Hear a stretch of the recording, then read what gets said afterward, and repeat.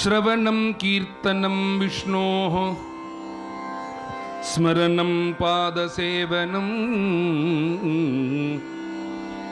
अर्चनं वन्दनं दास्यं सख्यमात्मनिवेदनम्.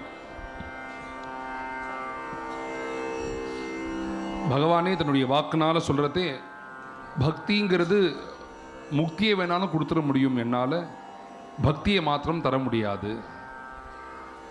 பக்திங்கிறது ஒரு சின்ன விஷயம் கிடையாது.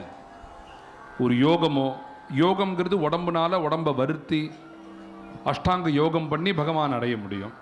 உடம்புனால பண்ணக்கூடிய காரியம் தானே. அடுத்தது யஜ்ஞ யாகாதிகள், ஒரு கர்மாக்கள் பண்ணுறோம்னா ஸ்ரத்த இருந்தால் போதும், பசியை தாங்கணும், எல்லாத்தையும் ஜெயிச்சுட்ட இந்திரியத்தை முழுக்க ஜெயிச்சா யாகம் பண்ணிட முடியும், பகவான் அடைஞ்சிட முடியும். பக்திங்கிறது மாத்திரம் உடம்புனாலேயோ மித்தபடி பண்ணி கிடக்கிறதுனாலையோ இந்திரியத்தை ஜெயிச்சதுனாலேயோ பக்தி வந்துடுமானா வந்துடாது. பக்திங்கிறது மாத்திரம் மனசை கொடுக்கறது தானே பக்திங்கிறது. அப்படிங்கிறதே பகவானே என்ன சொல்கிறார், முக்திம் ததாதி கரிகிச்சித் ஸ்மன பக்தி யோகம். இதனால் முக்தியை சுலபமாக கொடுத்துட முடியும், பக்தியை மாத்திரம் தர முடியாது. பக்தியை கொடுத்துட்டா என்ன ஆகும்னா, பகவான் இடத்துல பக்தி பண்ணிட்டா முக்தியை கொடுத்துடலாம். பகவானை பிரார்த்தனை பண்ணோம்னா முக்தியை கொடுத்துட்டோம்னா சுலபமாக முடிஞ்சிடும். அவருக்கும் நம்மளுக்கும் சம்மந்தமே இருக்காது.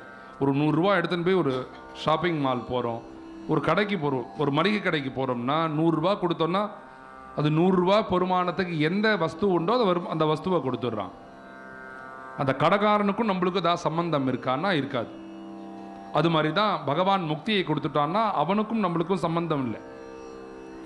அதே பக்தி பண்ணிவிட்டான்னா, இந்த பக்தியை பண்ண பக்தனுக்கு அவன் எல்லா கைங்கரியத்தையும் பண்ணி ஆகணும். உச்ச நீச்சகாகி நேனே பகவந்த திஷ்டே பாவ பக்த தேகோ நீயான்னு ஒரு அருமையான அபங்கம். அவன் எந்த காரியம் பண்ணுறானோ அந்த காரியத்தை பகவான் பண்ணியே ஆகணும். அது உயர்ந்ததான காரியமாக இருக்கலாம், ரொம்ப தாழ்ந்த காரியமாக இருக்கலாம். பகவான் என்ன பண்ணுவார்னா, திஷ்டே பாவ பக்தி தேகோ நீயா,